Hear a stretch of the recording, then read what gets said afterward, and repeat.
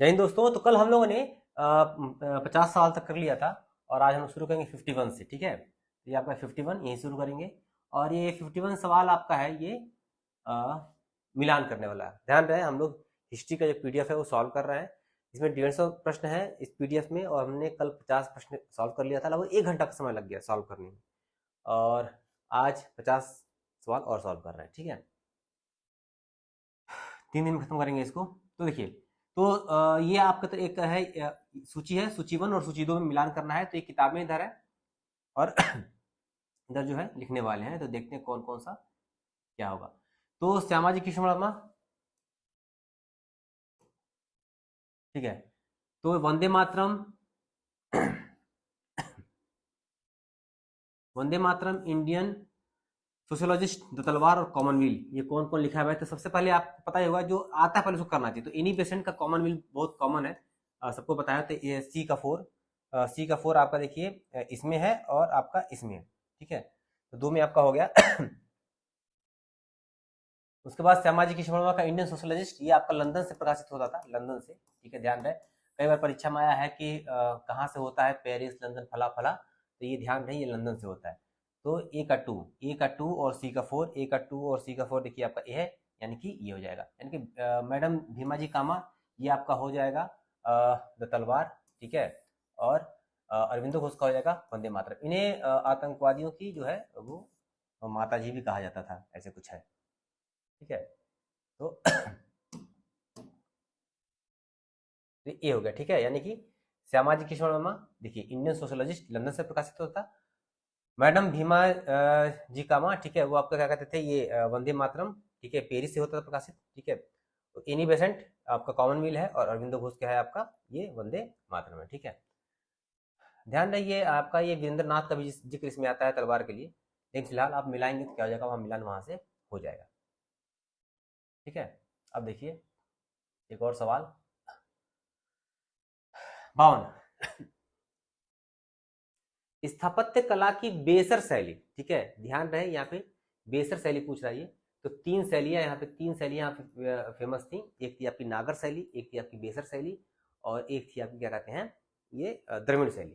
तो इसको हम कहाँ देखने सोच रहे हैं कि इसको थोड़ा सा सॉल्व कर लिया फिर इस प्रश्न पे आया जाए, तो ज्यादा बेटर रहेगा। कहीं जगह है सॉल्व करने के लिए यहाँ पे। ठीक है, तो जो मंदिर की जो शैली होती थी, ठीक है, मंदिर की जो शैली थी, मंदिर की जो शैली थी, मैंने पहले भी कहा, कल भी कहा था कि जब आप लोग बैठिएगा, मेरा जब वीडियो आप देखिए तो सबसे पहले तो 2x पे देखिएगा ताकि जल्दी जल्दी खत्म हो जाए। लंबा वीडियो है, समय कम है, तो 2x पे देखेंगे तो जल्दी खत्म हो जाएगा। और दूसरी बात, पेन और कॉपी लेकर बैठे ताकि इस चीज़ों को सॉल्व किया जा सके। ठीक है, तो पहला है आपका नागर शैली। ये नागर देखिए बना है नगर से। ठीक है, नागर बना है नगर से और ये हिमालय पर्वत से लेकर ये होता था आपका विंध्याचल पर्वत, ये उसका एरिया था। ठीक है, यहाँ पे होता था। तो ये जगह देखिए। उसके बाद इसमें और क्या क्या चीज़ है, ये देखिए इसमें वर्गाकार जो होता था, वर्गाकार, वर्गाकार एक गर्भगृह होता था। ठीक है, गर्भगृह होता था। गर्भगृह मतलब जहाँ पे देवताओं की मूर्तियां रखी जाती थी, ऐसे गर्भ, और इसपे ऐसे शिखर इसका बनता था। उसके बाद सामने इसमें स्तंभों वाले मंडप होते थे। ठीक है, तो इसकी और एक और विशेषता होती है, स्तंभों वाले मंडप। ठीक है, स्तंभों वाले मंडप। ठीक है, एक रेखी शिखर मैंने बताया ही। ये पंचायतन होते थे, पंचायतन शैली में बने होते थे। ध्यान रहे कि यहाँ पे जो मंदिर होते थे, एक यहाँ बन गया, एक यहाँ बन गया, एक बीच में हो गया, एक बीच में हो गया, मतलब 5 तरह के, चारों कोनों पे और एक बीच में क्या होती थी, यहाँ पे मंदिर होते थे वहां पे। तो ये पंचायतन शैली में क्या होते थे, यहाँ पे बनाए जाते थे इसको। ठीक है, नागर शैली की 3 विशेषताएं हैं, 3 शैलियां हैं। ठीक है, एक आपका है ओडिशा शैली, एक आपका पूछेगा इसलिए मैं कह रहा हूँ लिख लीजिए। ठीक है, ओडिशा शैली, एक आपका है खजुराहो शैली, खजुराहो शैली, खजुराहो शैली, और एक आपका है सोलंकी शैली। अब हर शैली में कुछ खास मंदिरों को याद कर लीजिए। ठीक है, यहाँ पे कोणार्क का सूर्य मंदिर, यहाँ पे कोणार्क का सूर्य मंदिर। ठीक है, उसके बाद आपका हो जाएगा लिंगराज का मंदिर, कहाँ कहाँ पे देख लीजिएगा, ठीक है ये सब। और आपका हो जाएगा पुरी का जगन्नाथ मंदिर, पुरी का पुरी का जगन्नाथ मंदिर, ठीक है। उम्मीद है रीडेबल होगा, पढ़ पा रहे होंगे आप लोग। खजुराहो शैली में 3 यहाँ पे हैं, ठीक है। कंदरिया महादेव का मंदिर, कंदरिया महादेव का मंदिर, लक्ष्मण का मंदिर और 64 योगिनी का मंदिर। लिखते जाइए, पूछेगा, यही सब परीक्षा में आएगा, ठीक है। सोलंकी शैली में आपका दिलवाड़ा के जैन मंदिर, दिलवाड़ा के जैन मंदिर, ठीक है। और तेजपाल का मंदिर, और तेजपाल का मंदिर, ठीक है। तो ये आपको नागर शैली में 3 उप शैलियां हैं, पहला है ओडिशा, दूसरा है खजुराहो, तीसरा है आपका सोलंकी, ठीक है। और अगर इसमें से कोई भी मंदिर अगर आपका पूछ देगा परीक्षा में, तो आप चाहे कोड़ा का सूर्य मंदिर हो, चाहे कंदरिया महादेव का मंदिर हो, चाहे तेजपाल का मंदिर हो, सब नागर शैली में आएंगे, क्योंकि इसी की उप शैलियां यहाँ पे बनेंगी। ये परीक्षा में आएगा। मंदिरों को याद रखिए, जो मोस्ट इंपॉर्टेंट मंदिर है, ठीक है। आप कोशिश ये करिए कि कौन किसके काल में बना है, कौन बनवाया है, ये भी अगर आप याद कर लेते हैं तो 2 बेटर आपके लिए होगा। ये था आपका नागर शैली, ठीक है।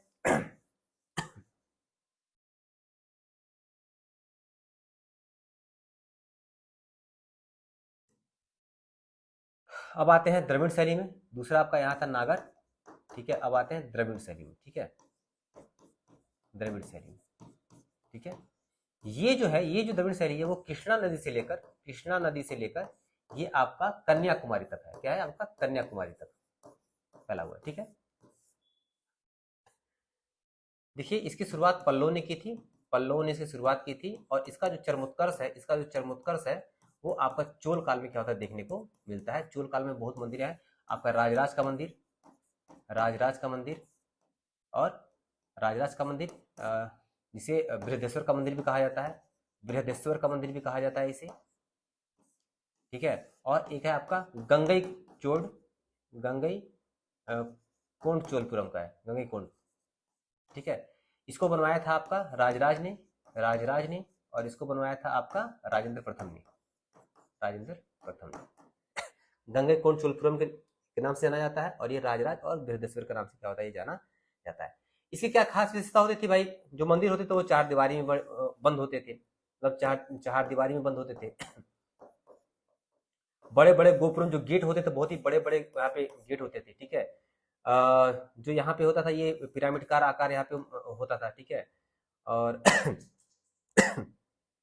यहाँ पे क्या कहते थे, जलाशय, मंदिर में क्या होते थे, जलाशय भी आपको देखने को मिलते थे यहाँ पे, ठीक है।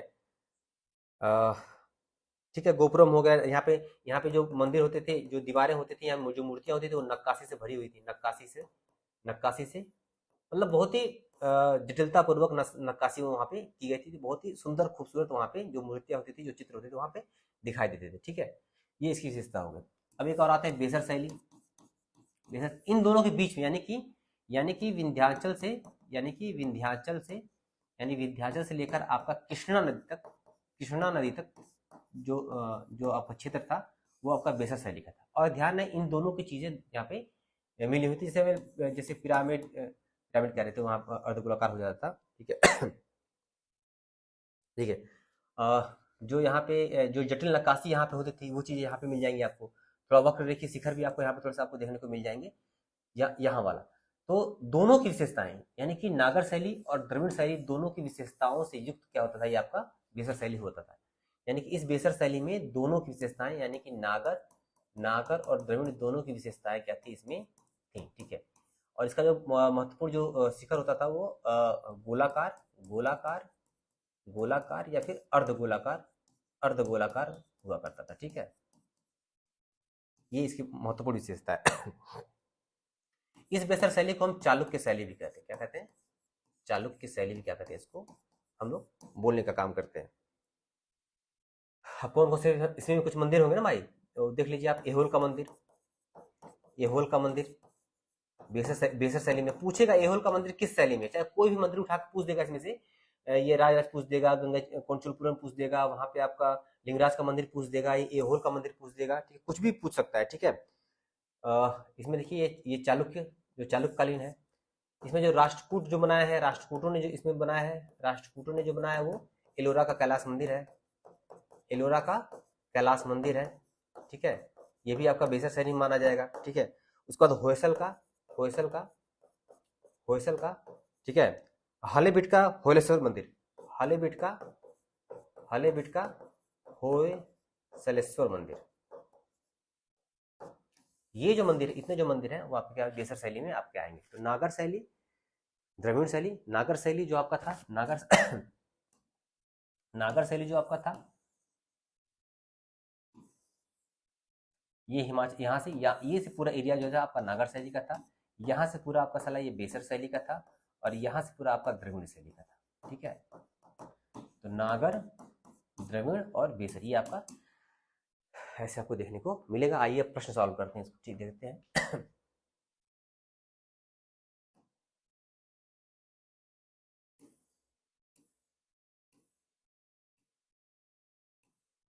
देखिए, तो बेसर शैली है ना, बेसर शैली का पूछा तो पहला लिख रहा है ये, यह शैली नागर और द्रविड़ शैलियों का मिला जुला रूप थी। मैंने पहले ही बताया कि जो वक्र रेखीय शिखर हो गए या फिर जटिल नक्काशी मूर्तियां हो गई, वो क्या कहते हैं, जटिल नक्काशी और मूर्तियां आपको द्रविड़ शैली से ली गई थी, वक्र रेखीय जो शिखर वगैरह थे वो आपके नागर शैली से ली गई थी। तो ये दोनों का मिला जुला रूप था बेसर शैली में। दूसरा क्या कह रहा है कि इस शैली के मंदिर विंध्याचल पर्वत से लेकर दक्षिण में कावेरी नदी तक, कावेरी नदी तक, मैंने क्या बताया था वहां पे, कृष्णा नदी तक, और यहाँ क्या लिख रहा है, कावेरी नदी तक। तो गलत हो गया ये दो, क्या हो जाएगा, गलत हो जाएगा। तीसरा क्या लिख रहा है, खजुराहो के मंदिर इस शैली के प्रमुख उदाहरण हैं जिन्हें यूनेस्को ने विश्व विरासत स्थल का दर्जा दिया। खजुराहो के मंदिर, मैंने अभी बताया था खजुराहो का मंदिर किसमें है, नागर शैली में है, बेसर शैली में नहीं है, ठीक है। ये आपके नागर शैली में आपको बताया था मैंने। तो ये भी आपका गलत हो गया।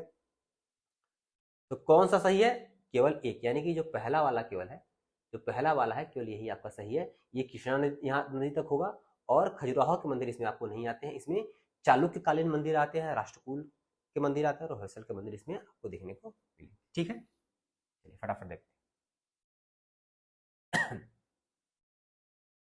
जैन धर्म से संबंधित निम्नलिखित तत्वों पर विचार करिए। तो जैन धर्म में देवताओं के अस्तित्व को स्वीकार किया गया है, बिल्कुल स्वीकार किया गया। जैन धर्म, देखिए जैन धर्म में देवता होते थे, लेकिन जो देवता थे वो जिन, इनमें जो महत्वपूर्ण जो पुरुष जो जिन होते थे, जो सबसे महत्वपूर्ण ऊंचाई पर होते थे, उनके नीचे स्थान दिया गया देवताओं को। ऐसा नहीं कि देवताओं को नकार दिया गया है, देवताओं को जैन धर्म में माना गया है, लेकिन उनका जो स्थान है वो जिन के नीचे होता था, ठीक है। बौद्ध धर्म के विपरीत जैन धर्म वर्ण व्यवस्था की आलोचना नहीं करता है। सही बात ये भी नहीं करता है, क्योंकि थोड़ा सा वो लचीलापन क्या करता है, अपनाता है। बौद्ध धर्म तो नकार ही देता है, लेकिन क्या करता है ये जो जैन धर्म है, वो जैन धर्म क्या करता है, थोड़ा सा लचीलापन में थोड़ा सा देखने को मिलता है उसमें, तो पूरी तरीके से नहीं नकारता है। ऋषभदेव के सम्मान में श्रवण बेलगोला के गोमतेश्वर की प्रतिमा का निर्माण करवाया गया था। नहीं, ये ऋषभदेव की, इनके जो पुत्र थे उनके सम्मान में, इनके जो पुत्र थे ना, उनके सम्मान में क्या किया था, कराया गया था, ठीक है। तो ये आपका गलत हो जाएगा, यानी कि 1 और 2। देखिए सी है क्या है, केवल क्या, कौन सा सही नहीं है, अच्छा नहीं है, कौन सा सही, ये भी ध्यान देना बहुत जरूरी होता है कि यहाँ पे दिखना नहीं है। अभी देखिए यहाँ पे नहीं, मैंने नहीं पढ़ा और मैंने कहा कि 1 और 2 सही है, पता चला कुछ और, ये मार्क हम चले आते, ठीक है। लेकिन हमने प्रश्न पढ़ा नहीं कौन सा सही नहीं है, इसका मतलब केवल तीसरा वाला ही आपका सही नहीं, ठीक है। तो ये जो है, ये बाहुबली, जो बाहुबली है, इनके जो पुत्र है, इनके क्या है, इन्हीं के उसमें क्या किया था, यहाँ पे मनाया जाता है, और हर साल कर्नाटक में जो होता है, और ये हर 12 साल बाद मस्तकाभिषेक का ये यहाँ पे पर्व होता है, महामस्तकाभिषेक, ठीक है, ये होता है। और हर 12वें साल क्या होता है यहाँ पे, इनके क्या, इनके यानी कि इनके नहीं, ठीक है, इन ऋषभदेव के नहीं, ऋषभदेव के पुत्र के सम्मान में यहाँ पे श्रवण बेलगोला कर्नाटक में क्या किया जाता है, उसको मनाया जाता है, ठीक है। बाकी आपका है, पढ़ लीजिएगा ये आपका।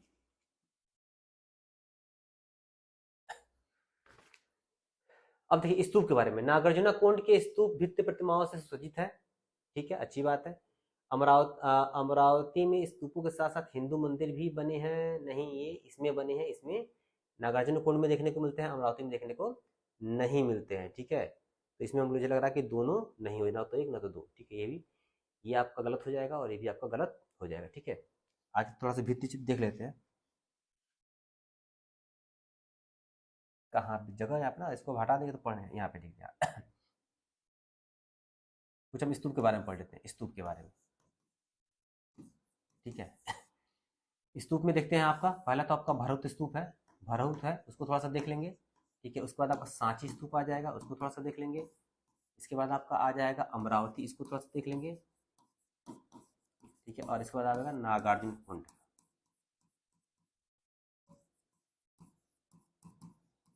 ठीक है। अच्छा, भरत को देख लें। भरत का जो खोज, इसकी जो खोज है, इसकी जो खोज है वो कंगनम ने की थी। कब की थी आपका? 1873। ये सब लिखते चलिए, पूछेगा इसकी खोज किसने की, इसकी खोज किसने की, इसकी किसने की, इसकी किसने की, ठीक है। और ये कहाँ है आपका? ये आपका है मध्य प्रदेश के सतना जिले में, मध्य प्रदेश के क्या है आपका? सतना जिले में क्या है यहाँ पे स्थापित है, ठीक है। यहाँ पे केवल एक सुंग वंशी शासक है धनभूति, केवल उसी का क्या होता है जिक्र यहाँ पे आपको मिलता है। और इसमें आपको प्रसेनजीत का भी जिक्र मिल जाएगा, और आपके अजात शत्रु का भी जिक्र मिल जाएगा, ठीक है। यहाँ पे ध्यान रहे, यहाँ पे बुद्ध की मूर्तियां नहीं मिलेंगी आपको, प्रतीक चिन्ह भले मिल जाए, यहाँ पे बुद्ध की मूर्तियां, देखिए बुद्ध जी को दो भागों में दिखाया गया है, एक तो प्रतीक चिन्हों में दिखाया जाता है उनको, और एक मूर्तियों में दिखाया जाता है। तो यहाँ पे उनकी मूर्तियां देखने को आपको नहीं मिलेंगी, ध्यान रहे। यहाँ बुद्ध की घटनाएं जो हैं, और क्या कहते हैं, जो जातक कथाएं हैं, ठीक है। और क्या है आपका जो यक्ष यक्षिण की मूर्तियां हैं, ये सब आपको यहाँ पे यक्ष यक्षिण की मूर्तियां यहाँ पे आपको देखने को मिलेंगी इस भरहुत स्तूप में, ठीक है। सांची पे आते हैं। सांची में देखिए 3 तरह के स्तूप हैं, ठीक है। ये पहले तो आपको मध्य प्रदेश के आपको रायसेन में मिलेगा, ठीक है, रायसेन में। और इसकी जो खोज है वो 1818 में जनरल टेलर महोदय ने क्या थी, खोज की थी। यहाँ पे 3 स्तूप है। पहला स्तूप को बोलते हैं महास्तूप बोलते हैं, ठीक है। और क्या है ये यहाँ पे जो महात्मा बुद्ध है उनके जो धातु अवशेष हैं, ठीक है, उस पर क्या हुआ है, यहाँ पे स्तूप बना पड़ा है, ठीक है। उसके बाद दूसरा है आपका, एक दूसरा स्तूप है वहाँ पे, जिसके यहाँ के धर्म प्रचारकों ने इन्हीं के अवशेषों पर महात्मा बुद्ध के ही अवशेषों पर या कुछ चीजों पर बनाया है। तीसरा क्या है, महात्मा बुद्ध के शिष्य जो थे, कौन कौन से थे? सारिपुत्र थे, और एक और शिष्य थे महामोक्तल्यान,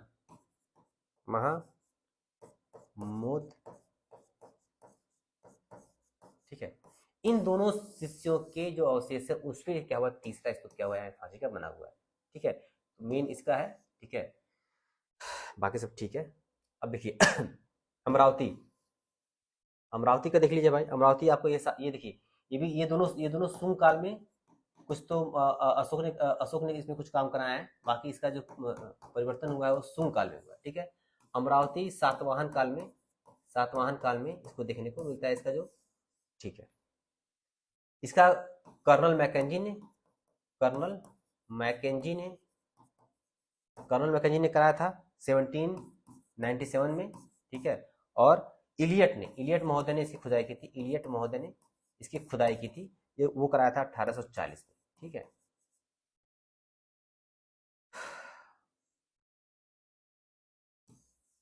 ये भी है, ये ध्यान रहे आपका, ये सातवाहन काल में आपको देखने को। बाकी देखिए, बाकी जो और सारे जो अंतर है, जब विशेष रूप से पढ़ाया जाएगा, खासकर जब इसी टॉपिक को लेकर पढ़ाएंगे, तो हम क्या करें, इसको बताने का प्रयास करेंगे। अभी क्या करिए, थोड़ा मोड़ा चीज़ यहाँ पे इस पीडीएफ के माध्यम से ही जानने का प्रयास आप कर लीजिए। देखिए वशिष्ठ पुत्र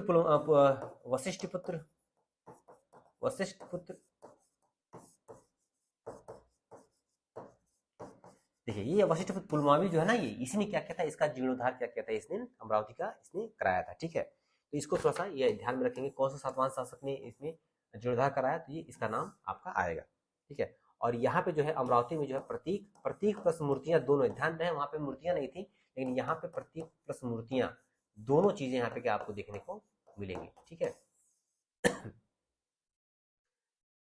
नागार्जुन कुंड संभवतः दिखाई दे रहा होगा, नागार्जुन कुंड को देख लेते हैं, ठीक है। ये आपका इक्ष्वाकु वंश, क्या है आपका, देखिए इक्ष्वाकु, ये कालक्रम भी सजाने को आपको दे देगा ना, तो आप सजा लीजिएगा इसी हिसाब से, ठीक है। इसको 1926 में लॉन्ग हॉस्ट ने क्या कहता है, दिखाई दे रहा होगा मुझे लगता है, ठीक है। और यहाँ पे एक वीर पुरुष दत्त का जिक्र आता है, ठीक है। और इनकी जो पत्नी थी, उन पत्नी का भी लेख यहाँ पे आपको देखने को मिलेगा। रानी, उनका नाम था रानी व पी सी रिनिका, ठीक है। और यहाँ पे जो सबसे बड़ा चीज है, जो पूछता है, आयक पूछता है। आयक के सामने एक चबूतरा होता था, आयक, चबूतरे टाइप की जो संरचना होती थी, उसे आयक बोलते थे, और ये परीक्षा में आपका पूछा हुआ है। तो आयक जैसी संरचना कहाँ पाई जाती है, तो नागार्जुन कोंडा में क्या होती पाई जाती है, ठीक। और यहाँ पे नागार्जुन कोंडा में एक मंदिर के भी क्या हो, मंदिर जैसे शिव की मूर्तियां बनी हुई हैं, तो मंदिर के भी क्या कुछ अवशेष आपको देखने को मिल जाएंगे। तो मंदिर यानी कि अब जो आपको आपने प्रश्न देखा था, वो यहीं से आपको मिल जाएगा। सब मिटा रहे हैं, आपने लिख लिया होगा। तो आपने जो प्रश्न यहाँ पे देखा था,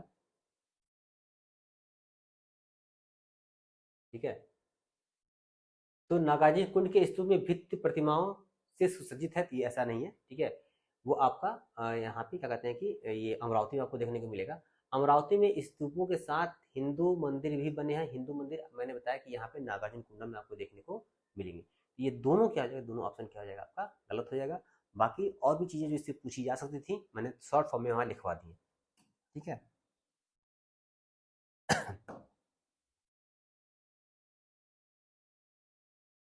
तो और तेज चलते ना। देखिए, अमरावती के स्तूपों में भित्ति प्रतिमाएं मिलती है, मैंने पहले बताया था। वहां पे भारत में निम्नलिखित के आने का सही कालानुक्रम क्या होगा? मैंने सबसे पहले कौन आया, फिर कौन आया, फिर कौन आया। देखिए थोड़ा सा इसको देख लेते हैं। देखिए, तो अब देखिए, लोहे का हल, ठीक है, नगर संस्कृति, पंचमार्ग और सोने के सिक्के, ठीक है। तो ध्यान दें कि नगर संस्कृति हमारी हड़प्पा संस्कृति है, पहले तो हड़प्पा आ गया, ठीक है, ठीक है। उसके बाद वैदिक काल में आपको उसमें देखने को मिलता है लोहे का हल, ठीक है। उसके बाद से पंचमार्ग, यानी कि महाजनपद काल में आपको आहत मुद्राएं, उन्हीं को बोलते हैं हम पंचमार्ग, सिक्के जो होते थे आहत मुद्राएं देखने को मिलता है। और उसके सोने के सिक्के तो आपको हिंद यवन यूनानी जो है वहाँ पे आपको देखने को, हिंद यवन में, यानी इसके बाद ये, यानी कि सबसे पहले आपका आएगा नगर संस्कृति, ये आएगा। उसके बाद लोहे का हल आएगा, नगर संस्कृति, लोहे का हल, पंचमार्ग और सोने के सिक्के, यानी कि ऑप्शन नंबर सी आपका क्या जाएगा, सही आंसर हो जाएगा।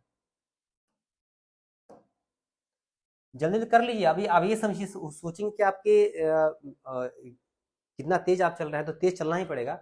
और जब पढ़ाया जाएगा ना, तब आप बहुत कायदे से आप समझिएगा। जब मैं इसको टॉपिक लेके आऊंगा, जब इतिहास पढ़ाना शुरू करूंगा या जब भूगोल पढ़ाना शुरू करूंगा, तो आप देखिएगा कि कितनी आसानी से चीजें आपको समझ में आएंगी। अभी तो फिलहाल सॉल्व करा रहे ना, तो उसमें आपको सीधे बताया जा रहा है। लग रहा होगा कि सर कैसे पढ़ा रहे हैं। मेरी भी मजबूरी है, पढ़ाना भी है और सही भी करना है।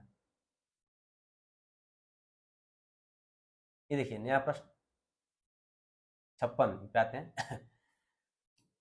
निम्नलिखित प्रश्न में दो कथन है, सही करना है, ठीक है। तो कह रहा है कि जहांगीर के राज्यकाल के दौरान मुगल चित्रकला अपने चरम पर पहुंची। जहांगीर के राज्यकाल के दौरान मुगल चित्रकला अपने चरम पे पहुंची। औरंगजेब का दरबार मुगल चित्रकला शैली के कुछ सर्वाधिक ख्यात कलाकारों से अलंकृत था। जैसा ये जाना जाता है कि जो मुगल काल है, वो चित्रकला का स्वर्ण काल बनता है जहांगीर के काल में। और औरंगजेब चूंकि इन सब चीज़ों में विश्वास नहीं रखता था, तो उसने क्या किया था, इसमें थोड़ा सा विराम इसने लगा दिया था। तो पहला तो सही हो जाएगा, लेकिन दूसरा क्या हो जाएगा आपका गलत हो जाएगा, ठीक है। यानी कि कथन एक सही है और दो गलत है। कथन एक सही किंतु दो आपका गलत है। लेकिन साथ ही साथ देखिए, आप यहाँ पे हैं तो कुछ चीज़ें मैं लिखवा दूँ यहाँ पे, कुछ इंपॉर्टेंट यहीं से लिखवाता हूँ। कुछ जो इम्पोर्टेंस मुगल काल का जब जिक्र आता है, जितने राजा आते हैं उनके काल काल में कौन कौन से चित्रकार थे, उनकी क्या कृतियां थी, ये याद करना बहुत ही जरूरी है। वहां से सवाल निश्चित तौर पर सवाल बनेगा। तो सवाल वहीं से क्या होता है, बनता है। थोड़ा सा इसको देख लेते हैं, ठीक है। और लिख लीजिए, ये जगह मुझे लगता है कि ये जगह चीजें आपको नहीं मिलती होंगी। अगर आप पीडीएफ पे ही लिख लेंगे ना, तो चीजें याद करते हुए चले जाएंगे। तो शुरू करते हैं बाबर से। शुरू करते हैं बाबर से। तो बाबर में कौन था भाई, कौन चित्रकार था बाबर के समय में? एक था बेहजाद। कौन था एक? और इसे पूर्व का राफेल, इसे हम पूर्व का राफेल कहते हैं, पूर्व का राफेल। क्यों भाई कहते हैं? क्योंकि बाबर की जो है तुझके बाबरी, इसी जो आत्मकथा है उस आत्मकथा में तुझके बाबरी में इसका जिक्र आता है भी जाता है। ठीक है, उसके बाद आते हैं हम लोग क्या कहते हैं, हुमायूं। हुमायूं काल में आते हैं। हुमायूं काल में ये जब अपने प्रवास, विदेश प्रवास पे थे, जब इनको भागना पड़ा था, देश के बाहर निकलना पड़ा था, तो वहां से जब वापस आए तो लेके आए। ठीक है, किसको मीर सैयद अली को लेके आए थे। मीर सैयद अली, मीर सैयद अली और अब्दुस समद, अब्दुस समद। ठीक है और ध्यान रहे जो मीर सैयद अली था वो इसी का क्या था, शिष्य था, बीजात का है। ठीक है, और मीर सैयद अली का एक जिक्र आता है बहुत ही अच्छा ये हज्मनामा, हज्मनामा क्या कहते हैं, इसने इसकी रचना है, इसकी मानी जाएगी। ठीक है, उसके बाद आते हैं अकबर। अकबर के साथ होता है, कौन कौन था भाई? अकबर में दसवंत था। ठीक है, फिर बसावन था, महेश था, लाल मुकुंद,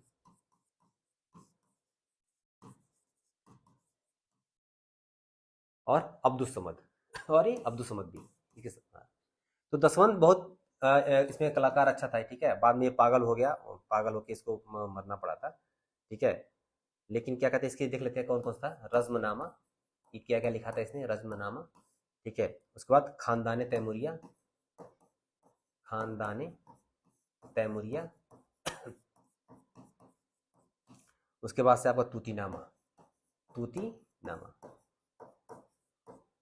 ठीक है बसावन था, बसावन का एक है घोड़ा, एक मतलब कि घोड़ा और बहुत ही मतलब कि मजनू का, एक घोड़ा प्लस मजनू एक बनाया था इसने, दुबले पतले घोड़े और मजनू के साथ क्या फोटो, ये बसावन ने बनाया था। ठीक है, ये सब ठीक है। अब आते हैं जहांगीर, मोस्ट इंपॉर्टेंट यही है।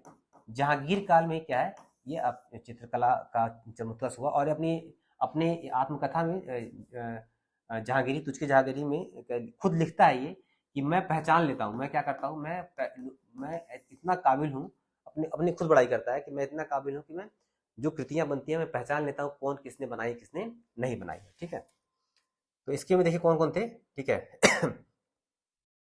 इसके में थे पहली बात तो इसने चित्रशाला अकारिजा के नेतृत्व में, अकारिजा के नेतृत्व में इसने आगरा में क्या क्या था, आगरा में चित्रशाला का निर्माण करवाया था।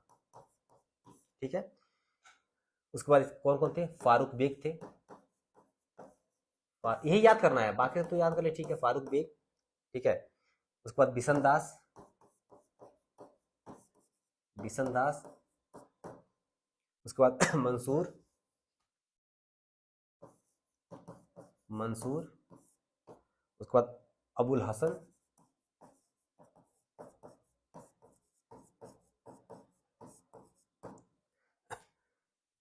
उसके बाद दौलत,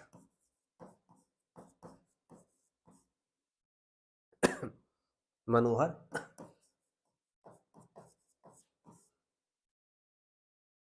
ठीक है, ध्यान है मनोहर का नाम सारे चित्रकारों का नाम तो आता है, लेकिन मनोहर का नाम उसके आत्मकथा में नहीं आता है। ठीक है, ये भी ध्यान रहे।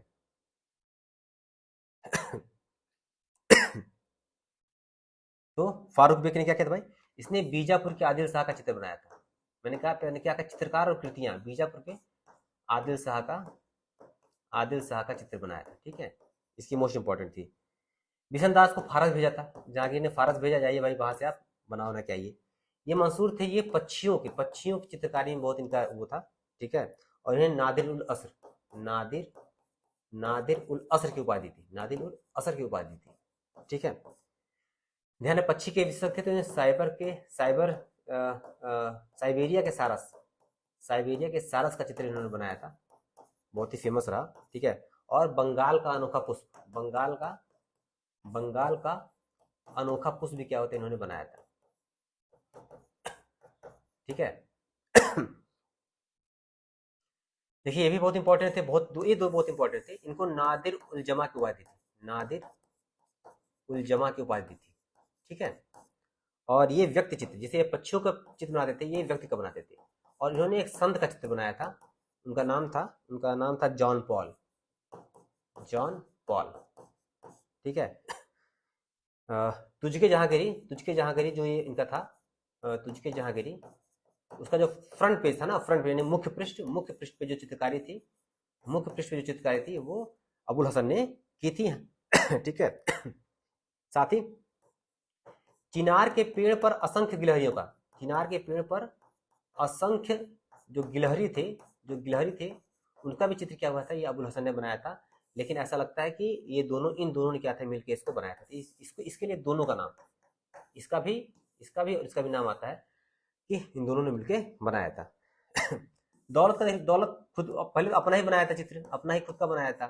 फिर उसके बाद बिशनदास का बनाया था, बिशनदास जो चित्रकार थे उनका बनाया था। फिर अबुल हसन का बनाया था। ये अपने में रह गया बस। ठीक है। ठीक है। तो ये जहांगीर का काल है, ये यहीं से सवाल क्या होता है आपका ज्यादा बनता है। तो और लास्ट में पर्सी ब्राउन कहता है, पर्सी ब्राउन लिखता है, और ये आपका पर्सी ब्राउन,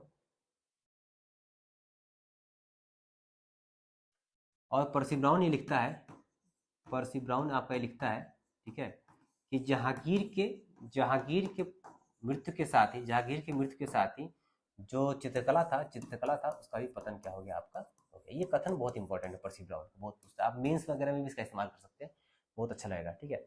बाद में अब बचते हैं दो आपके, एक तो आपको पूछा शाहजहां और आपका औरंगजेब। तो आपको पता ही है कि औरंगजेब ने हालांकि बाद के कुछ समयों में थोड़ा सा बढ़ावा दिया, लेकिन शुरू में क्या कहते हैं, इसने पूरा तरीके से लगभग चित्रकला पे पाबंदी एक तरीके से लगा रखी थी। तो जो चित्रकार थे वो क्या हुआ, आसपास के एरिया में छटक गया, और जो क्षेत्रीय चित्रकारिता थी उसको क्या होता, आपको बल मिला। कई तरह की शैलियां हैं, बाद में आपको बताई जाएंगी। शाहजहां कुछ नाम लिख लीजिए, फकीरुल्लाह एक आपका था, फकीरुल्लाह, अनूप हो जाएगा, चित्रा हो गए, ठीक है, मोहम्मद नादिर हो गए, देखो कौन सा मोहम्मद नादिर और हाशिम, मोहम्मद नादिर हो गए, हाशिम हो गए। ये सब चित्रकार जो थे ना, ये शाहजहां काल के थे। ठीक है। मुरार भी हैं, ये सब चित्र है, आप इसका कर सकते हैं, देख सकते हैं। आगे चलते हैं फटाफट।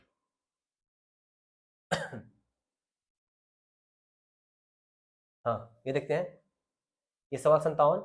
देखिए, जात क्या होता था, एक तरह का एक पद होता था, और उस पद के अनुसार क्या होता था, वो उसके जो वेतन जो होता था उसको निर्धारित किया जाता था। फला आपका ये आपका जात है भाई, आपको इतना क्या हो जाएगा, पैसा आपको वहां पे मिलेगा। ठीक है। तो मनसबदारों द्वारा रखे जाने वाले घुड़सवारों की संख्या, ये सवार होते थे, क्या होते थे, ये जात आपका पद होता था, ठीक, और उसी के अनुसार वेतन निर्धारित होता था। और ये जो चीज है, ये चीज सवार की, ये सवार की होते थे।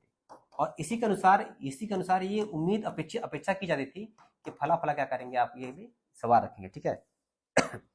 फिर दुअस्पा सियस्पा ये बाद में बताया जाएगा, फिलहाल इतना समय नहीं है, अब इतना ही बहुत ज्यादा हो जा रहा है।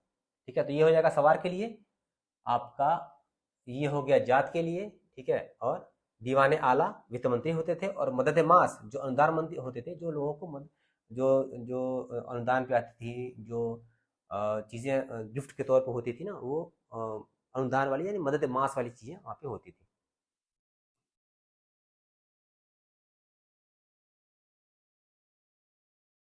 फटाफट करते हैं। ये भी देखिए, यहाँ पे क्या हो गया, यहाँ पे यह है ऑप्शन मिलाने वाला।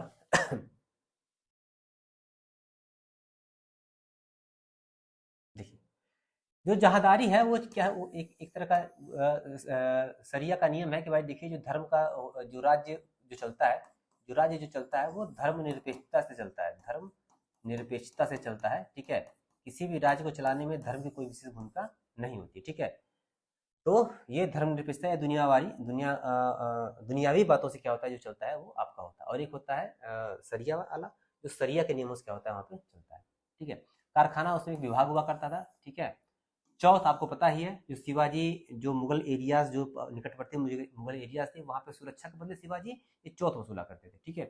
और हुण क्या था, एक मुगल कालीन क्या था, सिक्का था। मिला लेंगे, हुण 3 हो जाएगा, ये हो जाएगा, कारखाना विभाग हुआ, जहांदारी, ऐसे मिला लेंगे। ठीक है। पहले आप देखें, मान लीजिए कुछ नहीं आपको इसमें से कुछ आपको नहीं आ रहा है, लेकिन आप मिलाना चाहें, मान लीजिए ऐसे देखिए चौथ तो सबको पता होता है, तो शिवाजी के साम्राज्य में सीमावर्ती मुगल क्षेत्र से उगाया जाने वाला कर, सी का 4, देखेंगे सी का 4 आपका यही हो रहा है, सी का 4 केवल एक ही में है, और कुछ हमको देखने की आवश्यकता ही नहीं है, यह टिक मार के निकल लेंगे। तो पहले प्रश्न को देखकर घबराना नहीं चाहिए, पूरा पढ़ना चाहिए, क्या पता प्रश्न में ही उसका जवाब, उसका क्लू मिल जाए। ठीक है।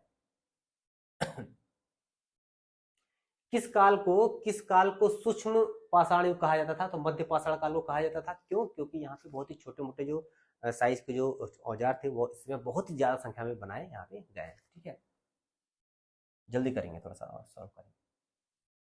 ठीक है, ताम्र संचय जो संस्कृति का कहाँ से प्राप्त होता है? तो ये क्या है आपका? बुंगेरिया से प्राप्त होता है, ये मध्य प्रदेश में है। ठीक है, अभी आगे हम ताम्र जो पाषाण संस्कृति उसके बारे में पढ़ेंगे, अभी बताऊंगा, थोड़ा सा वेट कर लीजिए थोड़ा सा। जजिया के बारे में क्या नहीं सही? जजिया कर लगाने वाला पहला शासक फिरोज शाह तुगलक था। ठीक है, ऐसा है क्या कि पहला भाई शासक फिरोज शाह तुगलक लगाया? ऐसा तो है नहीं, बहुत पहले चला आ रहा है। फिरोज शाह तुगलक ने जजिया को खराज से पृथक कर इसे ब्राह्मणों पर भी आरोपित किया। ठीक है, ठीक है। और कश्मीर में सर्वप्रथम जजिया कर लगाने वाला शासक जैनुल आबदीन था। नहीं भाई, ये तो हटाने वाला था, लगाने वाला थोड़े था, ये हटाने वाला था। ठीक है, तो ये आपका कट हो जाएगा, तीसरा तीसरा कट हो गया, तीसरा काट दीजिए, यानी कि तीसरा आपका क्या इसमें देना है? सवाल क्या है? सवाल क्या है? सही कथन पहचानना, सही कथन। तो ये तीसरा तो गलत हो गया ना, यानी आपका ये गलत हो गया और ये गलत हो गया। एक और चार, दो चार में बचा, एक चार क्या है भाई? मोहम्मद शाह रंगीला ने सदा के लिए जजिया को समाप्त कर दिया। ठीक है, और पहला क्या था? ये तो होगा नहीं भाई, जजिया कर लगाने वाला पहला शासक फिरोज शाह तुगलक था नहीं, उसके पहले लग चुका था, यानी कि ये दूसरा वाला और यहाँ पर चौथा वाला, ये सही होगा, यानी कि option number D, option number D. यहाँ लिखा हुआ है कि सर्वप्रथम मोहम्मद बिन कासिम ने सिंध के देवल में जजिया कर लगाया था, यानी सर्वप्रथम मोहम्मद बिन कासिम ने लगाया था। ठीक है, ये भी आप ध्यान लीजिए। आगे चलिए। ये कह रहा है कि देवराज द्वितीय का राज दरबार भुवन विजय के नाम से विख्यात था और कृष्ण देव राय ने गज बेटकर की उपाधि धारण की थी। ये उल्टा हो गया लग रहा है, ये उल्टा हो गया। कृष्ण देव राय का जो राज दरबार था वो भुवन विजय के नाम से जाना जाता था, और देव राय द्वितीय ने क्या किया था? गज बेटकर की उपाधि धारण की थी। तो न ये सही होगा न ये सही होगा, डी ऑप्शन, डी ऑप्शन। ठीक है, आप लोग क्या करिएगा, जब पीडीएफ आपको मिलेगा, आप लोग टेलीग्राम में आरंभ प्रचंड टेलीग्राम चैनल ज्वाइन करिए। ठीक है, और वहां पे आपको ये पीडीएफ मिल जाएगा। ठीक है, ठीक है। निकोलो कोंटी विजयनगर आने, सही सही सुनना है, निकोलो कोंटी विजयनगर आने वाला पहला यूरोपीय यात्री था। ठीक है, एथेनियस निकितिन भारत आने वाला तजाकिस्तान, तजाकिस्तान था भाई, ये रूस का था। ये जो है ना, ये आपका रूस का था, रूस का था। तो ये आपको गलत हो जाएगा। ठीक है, यानी कि दो गलत हो गया, केवल एक। निकोलो कोंटी विजयनगर आने वाला पहला यूरोपीय यात्री था। ठीक है,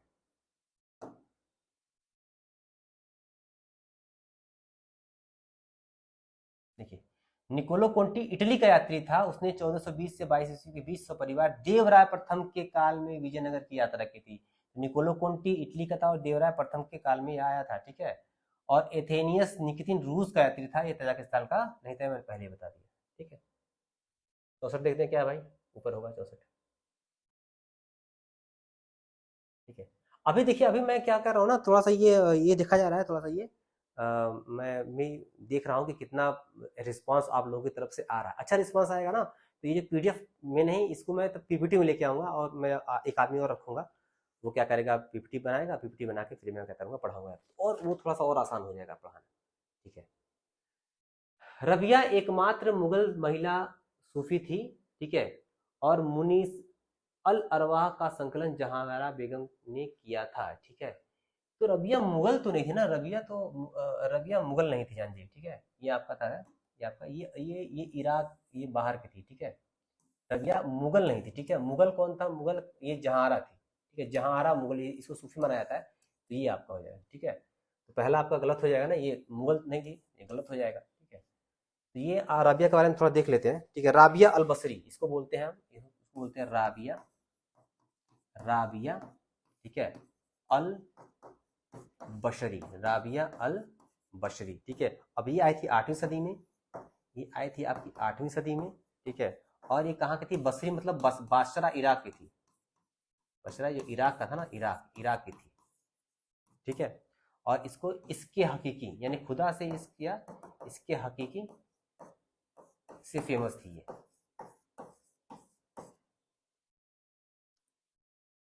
ठीक है। इसे रबिया अल ठीक है, अदबिया भी कहा जाता था, अदबिया भी कहा जाता था। इसे इतना आसान नहीं है, ये बस हम इतना जान लें कि ये बाई इराक की थी, ठीक है। और इराक के बाद ये मुगल नहीं थी, ठीक है। ये जहांआरा को एक मुगल सूफी संत के रूप में जाना जाता है। तो ये आपका गलत हो जाएगा, ये आपका सही हो जाएगा। केवल दो आपका ये आपका ये वाला ऑप्शन क्या हो जाएगा, आपका सही हो जाएगा, ठीक है।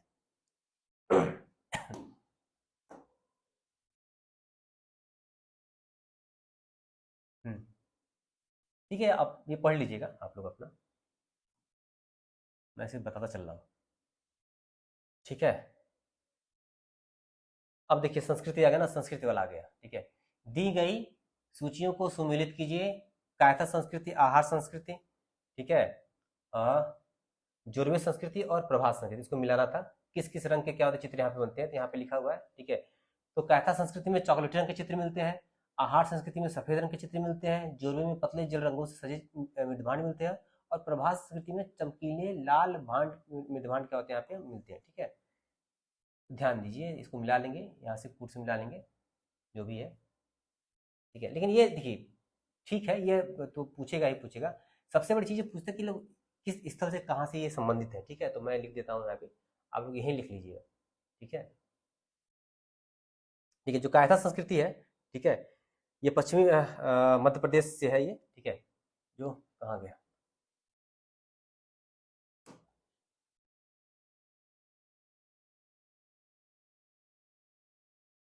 जो कायथा संस्कृति आती है, ठीक है, ये आपका पश्चिमी मध्य प्रदेश से आपको आपको देखने मिलेगा, ठीक है। ये आपका ये वीएस वाकड़कर ने क्या कहते हैं इसकी खोज की थी, वीएस वाकड़कर ने वाकड़कर ने इसकी खोज की थी, ठीक है। इसके तीन और मिल जाते हैं। एक आपको मिल जाएगा, इसको मालव संस्कृति बोलते हैं, मालव संस्कृति बोलते हैं इसको, ये भी बोलते हैं, ठीक है, ये ध्यान रहे। साथ ही साथ, ठीक है, इसमें आपका आ जाएगा नवदा टोली, नवदा टोली, ठीक है, नवदा टोली आ जाएगा, ठीक है। ये आपका खारगोन, ये आपका खारगोन जिले में है वहां पे, और इसकी खोज की थी एच डी संकलिया ने की थी, एच डी संकलिया ने, एच डी संकलिया ने की थी, ठीक है। यहाँ पे आपको एरड़ भी मिल जाएगा, ठीक है। और ठीक है, आपका ये इंपॉर्टेंट यहाँ पे कायथा से हो जाएगा, ठीक है। आहार संस्कृति देख लें, आहार संस्कृति जो आपका है, ठीक है, ये आपका ये राजस्थान ही है ना, ये क्या दक्षिणी पूर्वी राजस्थान में, दक्षिणी पूर्वी राजस्थान, ठीक है, यहाँ पे आपका देखने को मिलता है, ठीक है। तो ये उदयपुर में, उदयपुर में, ठीक है, ये आहार संस्कृति, आहार संस्कृति आपका यहाँ पे, ठीक है। यहाँ पे गिलुंद भी होता है, यहाँ पे गिलुंद भी है, ठीक है, गिलुंद भी है, ठीक है। अब देखो आहार, जो आहार है और जो गिलुंद है, ये दोनों मिलते हैं बनास की घाटी में, इसलिए इनको बनास, आहार और बनास की संस्कृति बोलते हैं, ठीक है। बनास की घाटी मिलते हैं, इसे बनास की संस्कृति में इसको बोला जाता है, ठीक है। और यहाँ पे आपको बालाथल भी मिल जाएगा, बालाथल, यानी कि बालाथल, गिलुंद और आहार, यहाँ पे तीन, इसमें तीन स्थल आपको देखने को यहाँ पे मिल जाएंगे। ये पूछेगा, ठीक है, यही पूछेगा, नौदा टोली पूछ देगा, ठीक है, कायथा संस्कृति पूछ देगा, ठीक है, कहाँ किस एरिया से आपको है ये पूछ देगा आपको, ठीक है। क्या करेंगे बताइए आप, तो थोड़ा सा पढ़े रहेंगे तो ठीक रहेगा ना।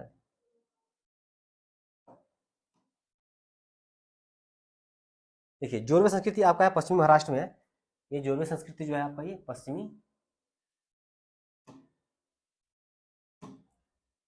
ये आपका पश्चिमी पश्चिमी महाराष्ट्र में क्या है, ये आपको देखने को मिलेगी, ठीक है। और यहाँ पे इनाम गांव और दायमाबाद, यहाँ पे इनाम गांव था, छोड़ते हैं। तो ये पश्चिमी महाराष्ट्र में ये आपका इनाम गांव, इनाम गांव और दायमाबाद, ये याद रखिए, ठीक है। और जो प्रभास संस्कृति है, जो प्रभास जो संस्कृति है वो गुजरात के सौराष्ट्र से, गुजरात के सौराष्ट्र से, ये जब प्रभास पूछे कहाँ का, भाई पढ़ रहेंगे तब तो गुजरात से सौराष्ट्र से है, जो भी पूछेंगे कहाँ पे पश्चिम महाराष्ट्र से है, ठीक है, और भी तो याद रहेगा तब तो बता पाएंगे आप। ठीक है, अब इनका क्रम भी पूछ देगा, तो सबसे पहले आहार हो जाएगा, फिर आपका हो जाएगा कायथा, फिर आपका हो जाएगा प्रभास, फिर आपका हो जाएगा मालवा, मालवा या फिर जोरवी। ठीक है,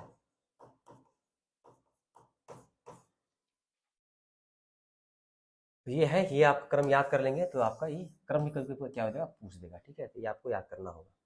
इतना आसान थोड़ी ना है भाई, पढ़ना पड़ता है, चीज़ों को दिखना पड़ता है, सवाल कहाँ से आ जाए कहाँ से नहीं, कुछ भी नहीं कह सकते आप कहाँ से आ जाएगा। ठीक है, हर चीज़ को आपको पढ़ना पड़ेगा। और थोड़ा तेज चलेंगे।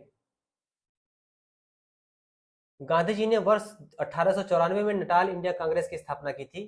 ठीक है, ठीक है भाई, आगे देखते हैं क्या है।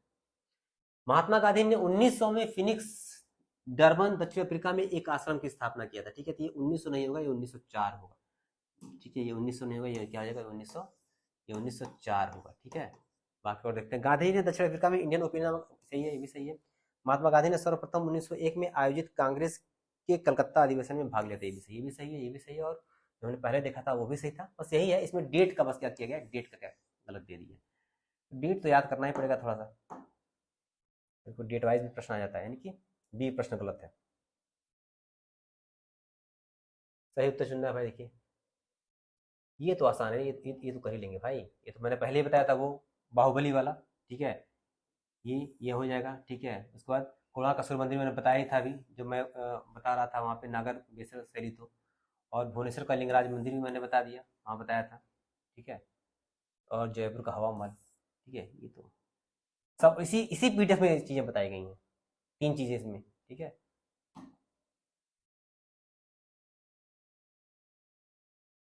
क्या कह रहा है, ये क्या कह रहा है। ठीक है, हाँ, ये देखिए कुछ राइटर्स है, मैंने बार बार कहता हूँ कि स्थापत्य और क्या कहते हैं ये साहित्य वाला याद कर लीजिए, कई सारी चीज़ें फंस जाएंगे। ठीक है, तो मुद्रा सच का विशाख डी कथरी, डी कथी, ये हो जाएगा, बात खत्म, और कुछ हमें सोचना ही नहीं है।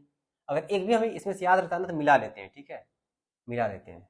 ठीक है, डी कथी ये वाला ऑप्शन हो गया। ठीक है, यानी ए का टू, कपूर मंजी राजशेखर, किरातन जी ने भारवी, कामसूत्र वात्सायन और मुद्रा राक्षस विशाखदत्त। ठीक है, ठीक है, अब देखते हैं आगे। ठीक है, अब देखते हैं ये विषय और रचना किस विषय पे कौन सी रचना लिखी गई है। ठीक है, तो ये अष्टांग संग्रह है ना, ये अष्टांग संग्रह, ये आयुर्वेद की रचना है। ठीक है, लीलावती जो है वो गणित की रचना है। ठीक है, महाभाष्य क्या है वो आपका व्याकरण से संबंधित है, और 10 रूपक जो है वो आपका नाट्य कला से है। तो मिला लीजिए आपका। ठीक है, ये डी का वन, डी का वन ये हो गया, ए का टू ये हो गया, आपका ऑप्शन नंबर ए सही हो जाएगा। याद कर लीजिए, अष्टांग संग्रह आयुर्विज्ञान, 10 रूपक नाट्य कला, लीलावती गणित, और लीलावती बहुत बार कई बार क्वेश्चन पूछा हुआ है, और महाभाष्य व्याकरण। ठीक है, तो अगला देखेंगे 70वां। ठीक है, शुंग वंश, मौर्य वंश, हर्यक वंश और नंद वंश, ये इसको काल क्रम में सजाना भाई, काल क्रम में इसको सजाना है। ठीक है, तो सबसे पहले आपका आ जाएगा इसमें आपका हर्यक वंश, बिंबिसार वगैरह, जासुत वगैरह।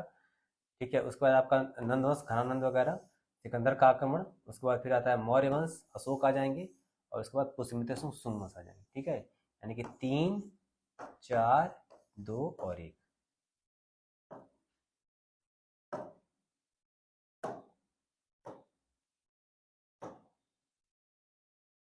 3, 4, 2, 1 कौन है भाई, देखा जाए 3, 4, 2, 1 ऑप्शन नंबर सी। ठीक है, भाई शून्यवाद के जो समर्थक थे वो आपके नागार्जुन थे, जो पहले मिला लेना चाहिए। आजीवक आपके गोसाल हो जाएंगे, पाशुपत लक्षशील, और आपके जैन क्या हो जाएंगे, भद्र बाहु। ठीक है, तो ए का आपको हो जाएगा, ए का 2, बी का 4। ठीक है, ए का 2, बी का 4, सी का 1।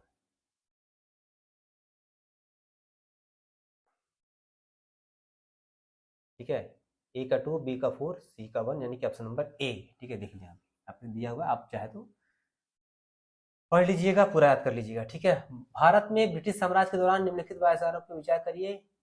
काल, इसका भी काल कब जाना है। ठीक है, अब देखिए, तो आप देख रहे हैं यहाँ पे, सबसे पहले तो यहाँ पे लॉर्ड कर्जन बंगाल विभाजन, और उसको समाप्त किया था लॉर्ड हार्डिंग ने।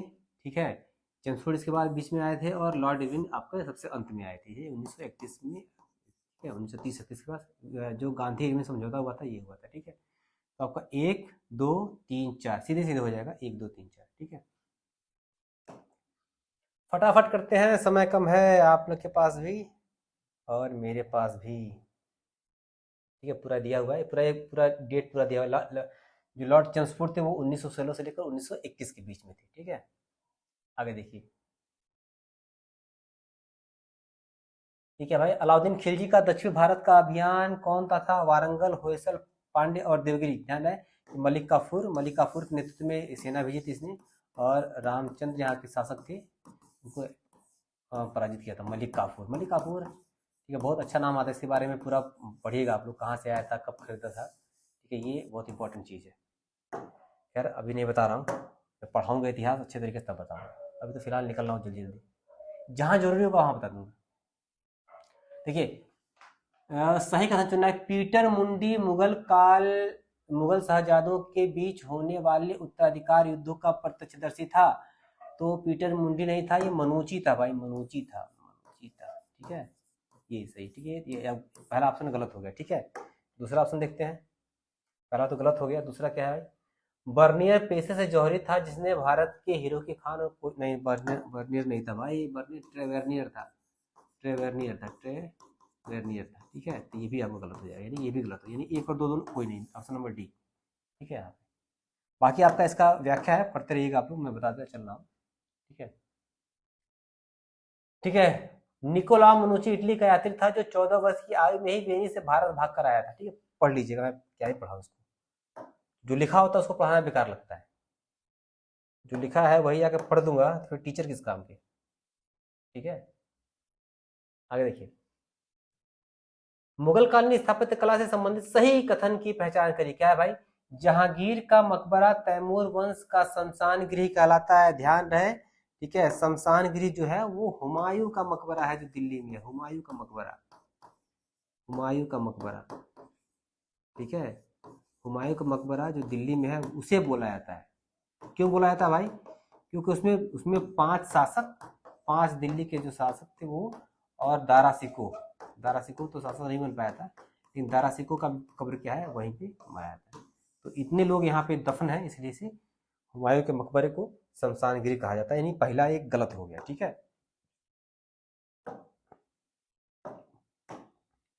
पहला, दूसरा क्या है भाई? दूसरा क्या कह रहा है? फतेहपुर सीकरी स्थित पंचमहल का निर्माण नालंदा के बौद्ध विहारों की प्रेरणा पर आधारित है, बिल्कुल सही बात है, ठीक है। उसकी जो संरचना है वो बौद्ध विहार जैसे बनते थे, उन्हीं की संरचना के आधार पर इस पंचमहल को बनाया गया, यानी दूसरा नंबर आपका सही है, यानी कि केवल 2 आपका सही हो जाएगा, ठीक है, ऑप्शन नंबर बी, ठीक है। अब कौन कौन से भाई देखिए, जहांदार शाह, फर्रुखसियर, रफीउद्दर्जात, रफीउद्दौला और आलमगीर द्वितीय, और इसके साथ साथ आपका दारा सिको, ये लोग क्या थे वहां पे हुमायूं के मकबरे में क्या है आपके दफन है, ठीक है। चलिए तुरंत, अकबर के शासनकाल के संबंधित निम्नलिखित घटनाओं पे सुमेलित कीजिए, ठीक है। क्या क्या है भाई? तो मजहर की घोषणा कब हुई थी भाई? मजहर की घोषणा हुई थी 1579 में, ठीक है। 1579 में। आईने दसाला आपका 1580, ठीक है। आईने सती प्रथा का निषेध आपका हो जाएगा, मालवा विजय 1562 हो जाएगा, आईने दसाला 1566, ठीक है। कुछ चीज़ें हैं, कुछ चीज़ें जो कालक्रम घटनाएं हैं उनको क्या करना पड़ता है, आपको याद कर लेना पड़ता है, लिख के क्या करिए, अकबर की चीज़ें ने कब उसने तीर्थ यात्रा पर कब रोक लगाया था, दान प्रथा पर कब रोक लगाया था, जो इबादत खाना का निर्माण कब हुआ था, तो इबादत खाना को सबके लिए सब कब खोल दिया, ठीक है। तो ये अकबर के जो कुछ काल की घटनाएं हैं उसको याद करना पड़ेगा, ठीक है। ये भी उसी से संबंधित है, ठीक है। आप देखिए, मजहर की घोषणा 1579, मालवा विजय 1562, आईने दसाला 1580 और सती प्रथा का निषेध 1591, और इसी में ऐड कर लीजिएगा दास प्रथा, क्या इबादत खाने का निर्माण, ठीक है, कब सबके लिए खोल दिया, कब दास प्रथा को खत्म कर दिया, कब तीर्थ यात्रा कर को हटा दिया, ठीक है, कब जजिया को समाप्त कर दिया, ऐसे करिएगा, ठीक है। इसी में यही नोट डाउन कर लीजिएगा। ये देखिए तो कालक्रम से जाना है, कालक्रम क्या करना है यहाँ पे, कालक्रम से जाना है, ठीक है। देखिए भाई, ड्रामेटिक परफॉर्मेंस एक्ट, ध्यान रहे, जब जो अंग्रेज थे, अंग्रेजों ने क्या किया था, जब उसमें नाटक वगैरह होते थे, रंगमंच कलाकार अपना अपना परफॉर्मेंस देते थे, तो उस परफॉर्मेंस पे भी रोक लगा दी कि भाई देखिए कोई भी जो ब्रिटिश विरोधी जो रंगमंच है वहाँ पे किसी भी तरह का कोई भी ड्रामा, किसी तरह का नाटक वहाँ पे कुछ नहीं किया जाएगा। ये आपका हुआ था ना 1876 में, ठीक है। 1876 में कौन था? आपके नॉर्थ ग्रुप थे, नॉर्थ ग्रुप, और साथ ही साथ आपका क्या हो जाएगा, लिटन, दोनों इनके समय में आया था और इनके समय में क्या होता है, लागू हुआ था, ठीक है। वर्नाकुलर प्रेस एक्ट आप जानते ही हैं, जितने भी आपको देसी भारतीय भाषा, वर्नाकुलर होता देसी भाषा जो थी, तो भारतीय भाषा के जितने भी क्या थे आपके पत्र पत्रिकाएं थे उन पर रोक लगा दी गई थी 1878 में। ये भी क्या था आपका लिटन के काल में क्या हुआ था, ठीक है।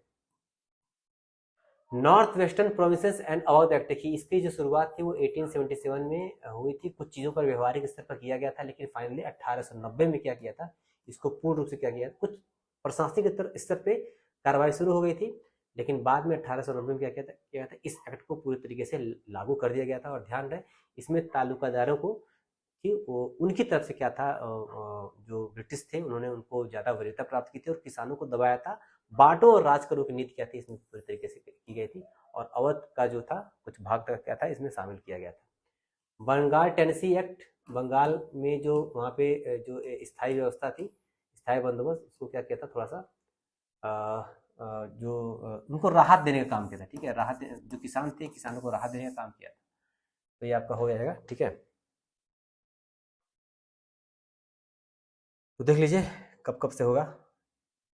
ऑप्शन नंबर होगा C, A B D C, A B D C. 1876, 1878, 1890 और 1885 थे, ए बी डी सी, यानी कि ऑप्शन नंबर सी।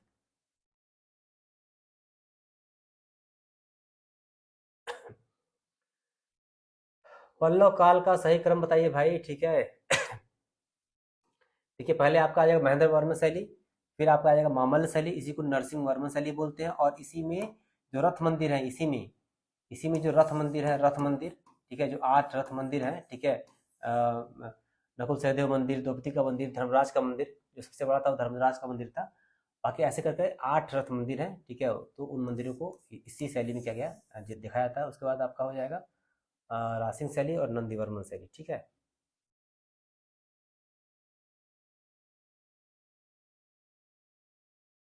तो ऑप्शन नंबर ए, ठीक है। यहाँ पे काल दिया है अभी आपकी 610 से 640 तक महेंद्र शैली, मामल्य शैली या नरसिंह वर्मन ने ही मामल्य की उपाधि धारण की थी। 640 से 667 रासिंग शैली या फिर नंदीवर्मन शैली, या इसे अपराजिता शैली भी क्या करते हैं, बोलने का काम करते हैं। निम्नलिखित घटनाओं को उनके कालक्रम अनुसार व्यवस्थित कीजिए। भाई फिर कालक्रम लगाना भाई, वो हो बहुत, ये कालक्रम वाले बहुत सवाल आते रहते हैं, ठीक है। देखिए तो गांधी संहिता 1931 में हुआ था, पूना पैक्ट 1932 में हुआ था, पूर्ण राष्ट्रीय सत्ता की मांग 1929 में हुआ था, और सविनय अवज्ञा आंदोलन 1930, ठीक है। तो जोड़ लीजिए, हो जाएगा पहले आपका ये हो जाएगा, फिर ये हो जाएगा, फिर ये हो जाएगा, फिर ये हो जाएगा, यानी कि 3 4 1 2, 3 4 1 2, option number A, option number A, option number A, ठीक है। आगे देखिए,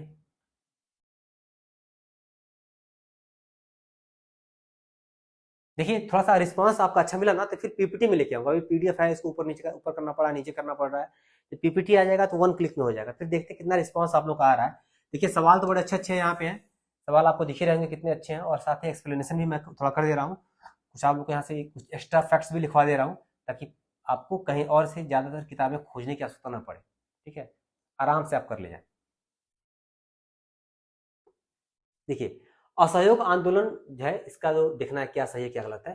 तो कांग्रेस सर्वप्रथम जन आंदोलन बनी, सही बात है, गांव गांव तक पहुंची, ठीक है, महिलाएं इसमें शामिल हो पाई, तो एक बड़े स्तर पे क्या हुआ था, एक जो संगठन था वो बन पाया था इसमें, ठीक है। हिंदू मुस्लिम एकता में वृद्धि हुई थी, सही बात है। असहयोग आंदोलन के पहले जो खिलाफत आंदोलन भी साथ साथ चला था, तो उससे क्या हुआ था, बहुत सारी चीजें क्या हुई थी, इकट्ठे हिंदू मुस्लिम एकता हुई थी। जनता के मन से ब्रिटिश शक्ति का भय हट गया था, बिल्कुल। अब लोग आगे आके ब्रिटिश शक्ति से लोहा ले रहे थे, और एक समूह में आके इकट्ठे होके उस ब्रिटिश शक्ति से लड़ाई कर रहे थे। ब्रिटेन की सरकार भारतीयों को राजनीतिक रियायतें देने को राजी हुई, राजी नहीं हो पाई। क्यों नहीं हो पाए भाई? क्योंकि भाई चोरी चोरा कांड हो गया। जब चोरी चोरा कांड हो गया तो भाई गांधी जी ने क्या किया, आंदोलन वापस ले लिया। तो रियायत कुछ उसमें दिया ही नहीं था, अभी तो आंदोलन चल ही रहा था, आंदोलन चल रहा था, लेकिन रियायत क्या देती है जब तक चोरी चोरा में 4 फरवरी 1922 को आपका घटना घट गई, और घटना जब घट गई तो गांधी जी ने बारदोली प्रस्ताव से उसको वापस ले लिया। जब वापस ले लिया तो भाई कोई रियायत मिली नहीं। ठीक है, सारे एक्सप्लेनेशन आप पढ़ लीजिएगा। ठीक है, दारा सिकोह के संदर्भ में विचार करिए। अपने उसने गीता का फारसी भाषा में अनुवाद किया, वेदों को दिव्य की संज्ञा दी। दोनों बिल्कुल सही, दोनों बिल्कुल सही है। इसके बारे में कुछ और लिख लीजिए। लेनपुल ने इसे लघु अकबर की उपाधि दी। ठीक है, दारा सिकोह को, दारा सिकोह को लेनपुल ने लघु अकबर, लघु अकबर, लघु अकबर कहा था कि अगर औरंगजेब की जगह दारा सिकोह शासक बना होता तो उसका मुगल काल का जो इतिहास था वो कुछ और होता। ठीक है, तो दारा सिकोह का लिख लीजिए। तो भगवत गीता का उसने फारसी में अनुवाद किया, मैंने लिख लिया। वेदों को दिव्य ग्रंथ की इसने संज्ञा दी, ये तो आपका हो ही गया। ठीक है, और उसने योग वशिष्ठ का भी फारसी अनुवाद किया था।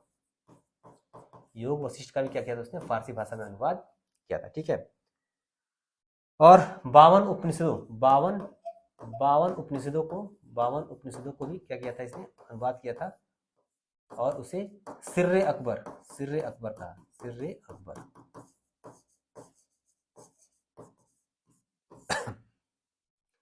दो महासमुद्रों का संगम मज्म उल बहरीन, इसी की जो हिंदू मुस्लिम की एकता पर एक किताब थी, मज्म उल बहरीन। ठीक है, उसको भी किसने लिखा है? दारा सिकोह ने लिखा है। ठीक है, उसके बाद सफीनत उल औलिया, जो औलिया के जो विचार थे, सफीनत उल औलिया, उनको दिखाया है, सफीनत उल औलिया। और सकीनत उल औलिया, सकीनत उल औलिया, ये दोनों किताबें भी इसकी हैं। ठीक है, दो किताबें और हैं, रिसाला हकनुमा,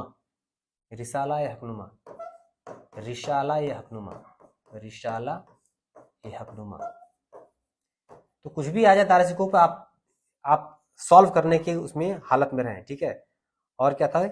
हसनत उल आफरीन, हसनत उल आफरीन। ठीक है, ये किताब भी क्या थी? दारा सिकोह ने लिखी थी। दारा सिकोह का हो जाएगा, गीता का फारसी अनुवाद कर दिया, योग वशिष्ठ का कर दिया, वेदों को दिव्य की संख्या दी, 52 उपनिषदों को क्या किया? सिर अकबर का। मजबुल बहरीन, ठीक है, इसकी रचना है। रिसाला हकनुमा इसी की रचना है। हसनतुल आफरीन इसी की रचना है। सकीनतुल औलिया, ठीक है, और लेलपुल ने इसे लघु अकबर की उपाधि दी है। इतनी चीजें आप चाहे तो यहाँ से नोट डाउन कर सकते हैं।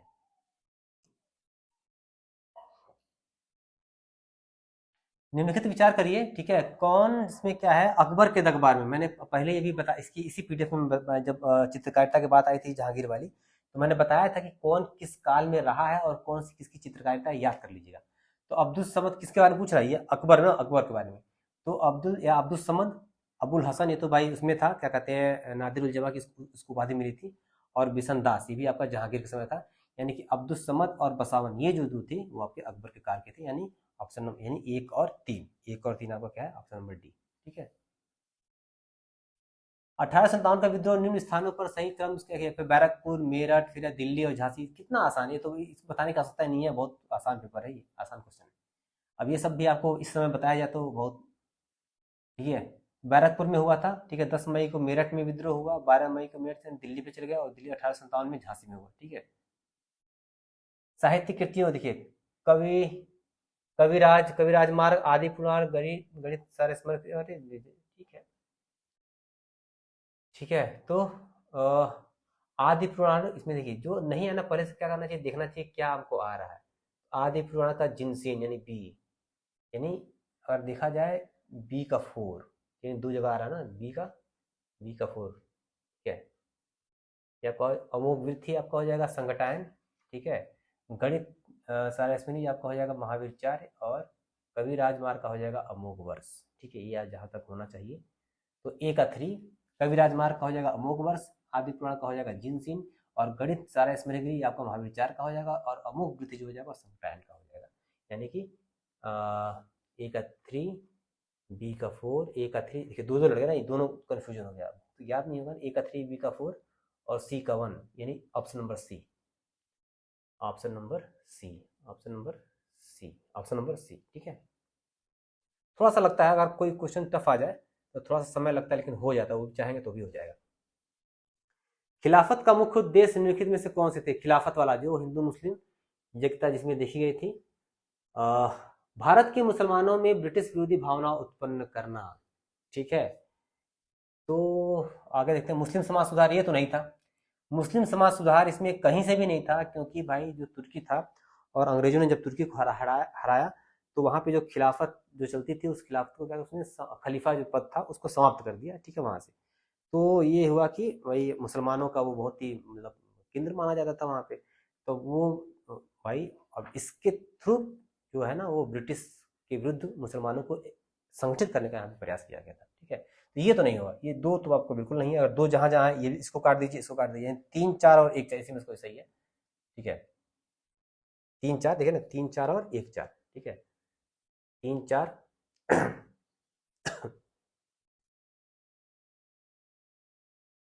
ऑटोमन साम्राज्य की रक्षा और खिलाफत का ऑटोमन पृथक निर्वाचन मंडल की मांग और खिलाफत का रक्षण, ये भी खत्म है, ये भी नहीं है, तो ये भी गलत हो गया और ये भी गलत हो गया, तो 3 भी गलत हो गया, तो यानी कि आपका 2 भी गलत है, यानी ये भी गलत हो गया और ये भी गलत हो गया और ये भी गलत हो गया, नहीं बचा ये 1 और 4, यानी कि भारत के मुसलमानों में ब्रिटिश विरोधी भावना उत्पन्न करना और साथ ही साथ ऑटोमन साम्राज्य की रक्षा और खिलाफत का ये करना था। ठीक है, 1 और 4, देखिए 1 और 4 है ना, ये चीज़ है, आके पढ़ लीजिएगा। देखिए भाई, जब खलीफा वहाँ पर पद खत्म हुआ तो गांधी जी ने मौका देखा कि भाई ठीक है, अब मुसलमानों को एकत्रित करके असहयोग आंदोलन से जोड़ के क्या कर सकते हैं, वहाँ पे एक अच्छा खासा संगठन क्या कर सकते हैं, हम बना सकते हैं, एक अच्छी खासी तादाद जो क्राउड है उस क्राउड को इकट्ठा कर सकते हैं और ब्रिटिश के विरोध में उनको खड़ा कर सकते हैं। ठीक है, तो मुस्लिम समाज सुधार इसमें से कहीं उस समय नहीं था, और उस समय जो पृथक निर्वाचक मंडल वाला था वो भी इसमें कोई इसमें वो नहीं था, इसका कोई मकसद नहीं था। अंग्रेजों ने भारत को 1947 में स्वतंत्रता प्रदान कर दी, सही बात है। अंग्रेज द्वितीय विश्व युद्ध में निर्भर हो चुके थे, ठीक है, कमजोर हो चुके थे, लेकिन क्या है इसका कारण? इसका कारण है क्या? क्या अंग्रेजों के निर्बल होने के कारण ये उनको आज़ादी मिली? क्या अंग्रेजों के निर्बल होने के कारण इनको आज़ादी मिली भारत को? ऐसा नहीं है। ठीक है, क्योंकि उसके बावजूद भी 1942 के बावजूद भी काफ़ी लंबा संघर्ष करना पड़ा, तब जाके वहाँ पे आज़ादी मिली, भारत छोड़ो आंदोलन हुआ। ठीक है, उसके बाद से कई सारे आंदोलन वहाँ पे हुए, स्थानीय क्षेत्रों पे कई सारे आंदोलन हुए, तब जाके आज़ादी मिली, यानी कि ये इसका कारण तो नहीं है। ठीक है, कई सारे व्यक्तित्वों ने अपनी भूमिका निभाई, कई सारे लोगों ने अपनी जान की कुर्बानी दी। ठीक है, तो उस कारण भारत को आज़ादी मिली। अंग्रेज निर्बल हुए थे, बिल्कुल सही बात है, लेकिन ये कारण नहीं है भारत की आज़ादी का। भारत की आज़ादी का कारण हमारे जो महान नेता हैं, हमारे जो महान व्यक्तित्व है, जो आंदोलन है, चाहे 42 के पहले के आंदोलन हो, चाहे 42 के बाद की जो चीज़ें हों, उनको समन्वित करने के बावजूद ही भारत की उसके बाद ही मतलब भारत को आज़ादी मिली। ठीक है, तो ये कथन सही है, कारण क्या है आपका? कारण भी सही है, लेकिन इसका व्याख्या नहीं।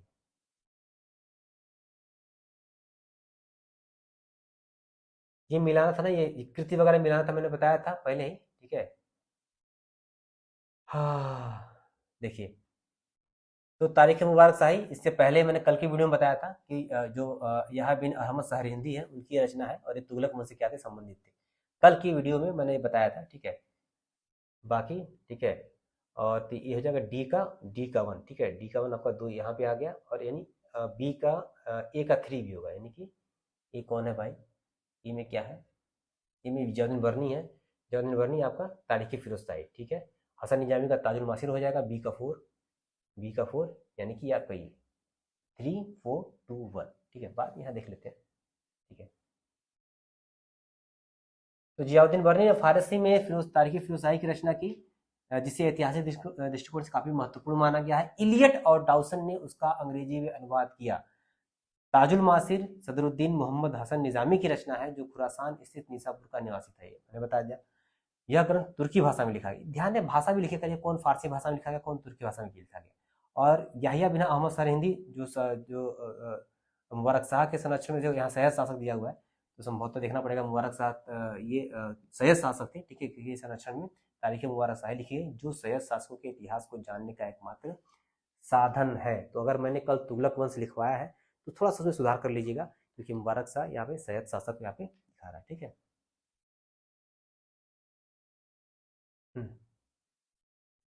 शेख निजामुद्दीन औलिया, ये चिश्ती संप्रदाय, देखिए अब किस किस संप्रदाय कितने जो सूफी सिलसिले थे, ठीक है, उन सूफी सिलसिलों में दिखाया किससे कौन संबंधित है। ठीक है, तो शेख निजामुद्दीन औलिया जो थे वो क्या थे आपके चिश्ती से। तो ए का थ्री देखिए यही हो गया, बाकी कुछ हमको पढ़ने की आवश्यकता है भी नहीं, फिर भी देख लेते हैं। बी का 2 बहाउद्दीन जकारिया कादरी से थे, और सी का 1 मियाँ मीर, सी का यहाँ पे बहाउद्दीन जकारिया सोहरावर्दी, मियाँ मीर कादरी, और अहमद सरिंदी आपका नक्शबंदी। ठीक है। देखिए शेख निजामुद्दीन औलिया चिश्तिया संप्रदाय के थे, चिश्ती संप्रदाय के, और ख्वाजा मोइनुद्दीन चिश्ती भी इसी के संप्रदाय के थे, बहाउद्दीन जकारिया सोहरावर्दी।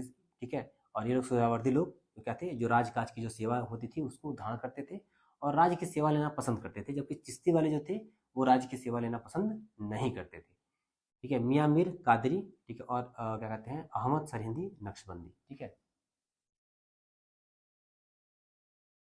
भारतीय राष्ट्रीय कांग्रेस ने माउंटबेटन योजना को स्वीकार किया। ठीक है, वह द्विराष्ट्र सिद्धांत को मानती थी।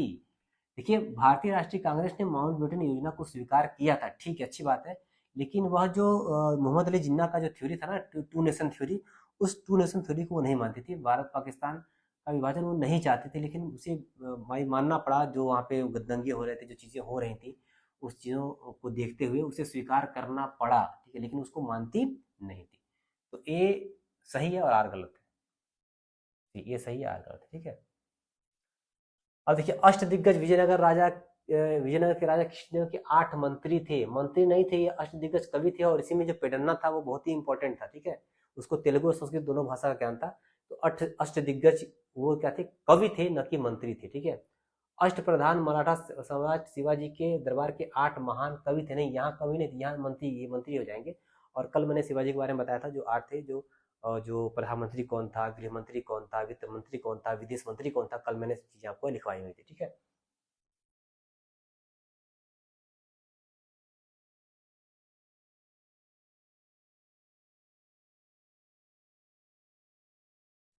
ब्रह्म समाज, इसने मूर्ति पूजा का विरोध किया, जाहिर सी बात है, ब्रह्म समाज ने मूर्ति पूजा का विरोध किया था, और एक ईश्वरवाद की नीति उसने की थी। धार्मिक ग्रंथों की व्याख्या के लिए इसने पुरोहित वर्ग को अस्वीकार, सही बात है। ठीक है, इसने इस सिद्धांत का प्रचार किया कि वेद त्रुटिहीन है। ये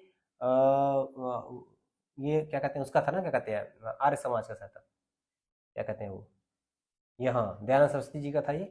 ब्रह्म समाज का ये नहीं था, ये तीसरा वाला जो वेद वेद त्रुटिहीन है, बाकी तो यही चीज का था। तो ब्रह्म समाज की स्थापना राजा राम मोहन राय द्वारा 1828 में की गई थी, आपको पता ही है। ये केसरवाद का और किया था, मूर्ति पूजा का विरोध किया था। ठीक है, और जो भी कहा था कि भाई जो शास्त्र है वो कोई भी आदमी इसको ग्रहण कर सकता है, स्त्रियों की स्थिति को सुधारा। वेदों को त्रुटिहीन बताने के लिए स्वामी दयानंद सरस्वती थे। ठीक है, ये ब्रह्म समाज से संबंधित नहीं था, ये ध्यान है, राजा राम मोहन राय से संबंधित नहीं थे। और क्या है, आधुनिक भारत के निर्माता कहे जाने वाले, ठीक है, राजा राम मोहन राय के बारे में वही बात फिर से राजा राम मोहन फिर आ गया। ठीक है, क्या क्या है भाई। ठीक है, तो एक केसरवाद मैंने अभी बताया, वो एक केसरवाद का समर्थक थे। बहु ईश्वरवाद, मूर्ति पूजा का विरोध कर दिया, मैंने अभी बताया। ठीक है, यह एक नवीन धर्म की स्थापना, नहीं नवीन धर्म धर्म थोड़ी चलाना चाहते थे। ठीक है, वो धर्म में सुधार करना चाहते थे, न कि नया धर्म चलाना चाहते थे। इन्होंने शास्त्रों की प्रभुसत्ता की अस्वीकार कर दिया। ठीक है भाई, तो आपका हो जाएगा 1 1 2 4। ठीक है, आपका ये तीसरा वाला गलत हो जाएगा, क्योंकि नवीन धर्म वो नहीं चलाना चाहते थे। ठीक है, शेर शाह की प्रशासनिक व्यवस्था के संदर्भ में निम्नलिखित कथनों पर विचार करिए। ठीक है, सिख परगना सिकदार के अधिकार में होता था, मुंसिफ। ठीक है, अच्छा है, ठीक है, ये अच्छा है, क्योंकि सरकार थे क्या कहते हैं शेर शाह सूरी ने 47 सरकारों में अपने समाज को पूरे बांट दिया था। ठीक है, और हर जो सरकार होता था, ठीक है, हर सरकार, ठीक है, हर सरकार में एक सिकदार या सिकदारान, सिकदार ए सिकदारान, और एक था जो ये सेना देखता था, और जो राजस्व देता था वो मुंसिफ ए मुंसिफान, मुंसिफ ए मुंसिफान होता था। ठीक है, ये होता था सरकारी स्तर पे, जो जो फिर इसको परगने में बांटा था। तो परगने में होता था जो सिकदार होता था वो देखता था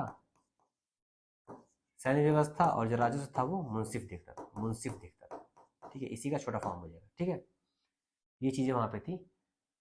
हाँ, शेर शाह ने सोने चांदी और तांबे के सिक्के चलाए, सही बात है, ये भी चलाए थे उसने।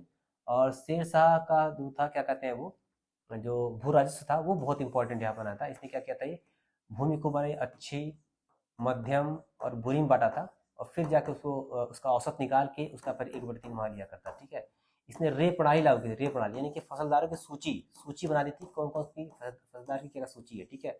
उसके बाद पट्टा और कबूलियत, पट्टा और कबूलियत भी इसने क्या किया था, शुरू किया था। मतलब कि एक सूची बना के उस पर क्या करता था भाई, साइन कराता था भाई, ठीक है, अंगूठा लगाता था, जो भी कराता था भाई, देखिए आपकी फसल ये है और क्या करेंगे आप इस पर क्या करेंगे, ठीक है, वापस ना कर देंगे। 3 तरह की जब्ती प्रणाली थी, गल्ला बख्शी थी, कानकूट था, नस्क था, या फिर क्या था, जब्ती थी। तो जब्ती बहुत ही फेमस था, ठीक है। जब पढ़ाएंगे इस पे तब बात करेंगे, फिर इतना इतना जान लीजिए, ठीक है। तो सरकार 47 सरकारों में बांटा था, सरकार में ये होते थे और सरकार फिर परगने में बढ़ते थे, और परगने में जो अधिकारी होते थे ये दोनों होते थे।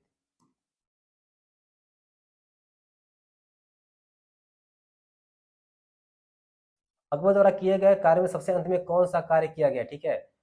तो देखते हैं कौन सा कार्य किया गया, दीन इलाही, ठीक है। तो ये 1579 में था, ठीक है। दीन इलाही की स्थापना आपका हो जाएगा 80 में, और ये सबसे लास्ट में ये हो जाएगा, सबसे लास्ट में राजधानी क्या कहते हैं इसने किया था, ठीक है।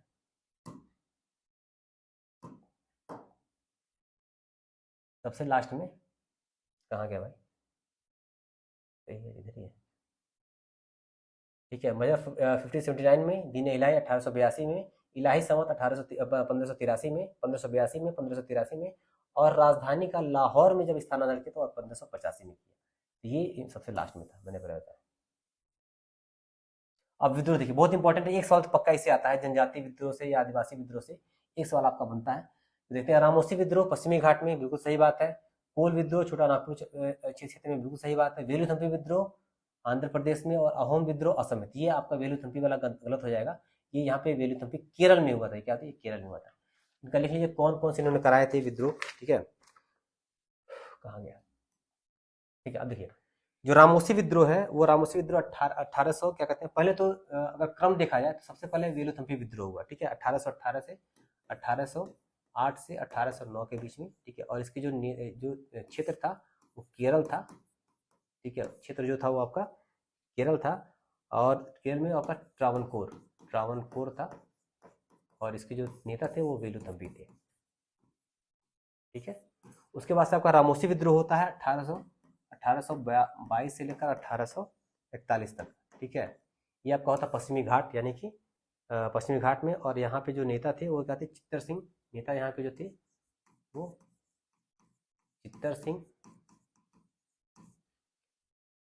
उमाजी नरसिंह, उमाजी उमाजी नरसिंह, और एक और थे बहुत इंपॉर्टेंट नाम, बार बार इनका,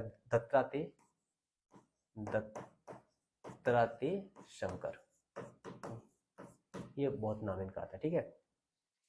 फिर कोल विद्रोह देखते हैं, कोल विद्रोह 1831 से, कोल विद्रोह जो है 1831 से लेकर 1848 तक आता है, ठीक है। और इसके जो थे गोधुम कुंवर, आपका जो सॉरी जो कोल विद्रोह है वो आपका बुद्धो भगत, जोआ भगत और गंगा नारायण। ये कहाँ लिखूं, बुद्धो भगत, गंगा नारायण, ठीक है। और एक और आपका हो जाएगा यहाँ पे जोआ भगत, जोआ भगत, ठीक है।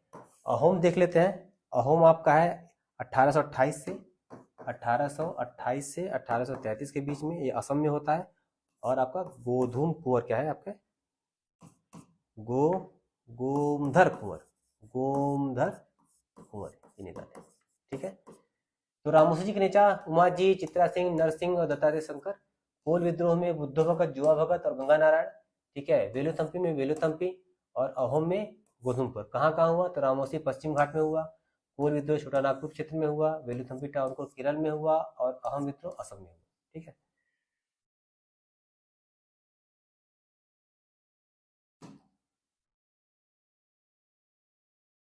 ठीक है। तो शेरशाह ने किस युद्ध में विजय के बाद शेरशाह को बलिदान की, तो वो चौसा के युद्ध में की थी। तो बहुत घिसा पिटा प्रश्न, कई बार पूछा। तो शेर शाह ने 26 जून को 1947 में चौसा बख्तर के युद्ध में, राइट। 97 लखनऊ पैक्ट 1916 ईस्वी के संदर्भ में कौन सी घटना संबंधित नहीं है? तो यह पहला अवसर था जब मुस्लिम लीग और कांग्रेस का अधिवेशन एक साथ हुआ था। नहीं, इससे पहले हुआ था 1915 में बम्बई में हुआ था, ठीक है। बम्बई में दोनों का हो चुका था, ठीक है। ये पहला अवसर नहीं था, ये दूसरी बार था जब आप लोग यहाँ पे दोनों लोग इकट्ठा हो रहे थे, ठीक है। इसमें कांग्रेस के नरमपंथी गरमपंथी हुए ही थे, मुस्लिम लीग और कांग्रेस का समझौता यहाँ पे हुआ ही था, ठीक है। यही आपका नहीं था। और क्या है, कांग्रेस के अधिवेशन की अध्यक्षता अंबिका चरण मजूमदार और मुस्लिम लीग की अध्यक्षता मोहम्मद अली जिन्ना ने की थी, ठीक है। वो पहला ही गलत था। ये इसके पहले भी मुंबई में ठीक इसके एक साल पहले दोनों ने किया गया था, बैठक की थी। ये कह रहा है कि किसने कहा था कि भारत उस बेटे की तरह है जो अब जवान हो चुका है, समय का तकाजा है कि बाप या पालक इस बेटे को उसका वाजिब हक दे दे। तो ये आपने कहा था बाल गंगाधर तिलक ने, ये जब होम रूल आंदोलन जब चला रहे थे उसके दौरान क्या कहते हैं उन्होंने ये बात कही थी, ठीक है। तो सब कथन वगैरह तो याद करना ही पड़ते हैं, ठीक है। तो हम लोग लास्ट में 100 प्रश्न के करीब आने वाले हैं। नीचे दिए गए विकल्पों में राष्ट्रवादी समाचार पत्रों द हिंदू, केसरी, बंगाली, हिंदुस्तानी और सुधारक। तो द हिंदू हो जाएगा आपका सुब्रमण्यम, केसरी हो जाएगा बाल गंगाधर तिलक, सुधारक हो जाएगा गोपाल कृष्ण गोखले, ठीक है। और देखते हैं यहाँ पे सबसे पहले कौन है, जी सुब्रमण्यम, ये हो गया, ये भी हो गया, ठीक है। फिर लास्ट में गोपाल कृष्ण गोखले, बाल गंगाधर तिलक, ये आपका एस एन बनर्जी, और ये आपका डी ऑप्शन क्या हो जाएगा, सही हो जाएगा, ये डी ऑप्शन सही है, ठीक है। 198 था ना, 99 यहाँ पे होगा, ठीक है। ये तो अच्छा 99 ही था, 100 क्या है भाई। निम्नलिखित विद्रोह का कालक्रम, नील विद्रोह, सन्यासी विद्रोह, पावना विद्रोह, सन्यासी, ये मैंने कल बताया था भाई। कल एक जब विद्रोह बता रहे थे हम, तो ये बता रहे थे पावना विद्रोह के बारे में बताए थे, नील विद्रोह ये खासकर इसके बारे में मैंने बताया था, वो उसमें परीक्षा में पूछा हुआ था, तो ये अक्सर पूछता रहता है। तो सन्यासी विद्रोह, नील विद्रोह, पावना विद्रोह सबसे लास्ट में होगा, ठीक है। और आपका सन्यासी विद्रोह आपका पहले होगा। तो सन्यासी विद्रोह, नील विद्रोह और पावना विद्रोह, ठीक है। डेट यहाँ पे याद होगा। सन्यासी विद्रोह 1763 से 1800 तक, नील विद्रोह जस्ट 1857 स्वतंत्रता के संग्राम के बाद हुआ था 1859 में, और पावना वाला 1873-76 में मैंने बताया ही था, ठीक है। ये सिर्फ महारानी की रैयत बन के रहना चाहते थे, ये है। तो कुल मिला के क्वेश्चन आप देख रहे होंगे किस तरह के क्वेश्चन यहाँ पे हैं। 1 घंटे से ऊपर हो गया वो पढ़ाते हुए, थोड़ा सी थकान आ गई है, ठीक है। तो 50 सवाल हमने कल सही किए थे, सॉल्व किए थे, 50 सवाल आज सॉल्व किए हैं, और 50 सवाल हम लोग कल सॉल्व कर लेंगे। तो पूरा हिस्ट्री का जो पीडीएफ है वो समाप्त हो जाएगा, और उम्मीद है इन सवालों के साथ साथ आपको नए नए फैक्ट्स भी देखने को मिले होंगे। आप लोग नोट डाउन करते जाइए और पूरा पढ़ डालिए, रट्टा मार लीजिए, यही कई सारे सवाल आपको परीक्षा में देखने को मिल जाएंगे, ठीक है। जय हिंद, जय भारत।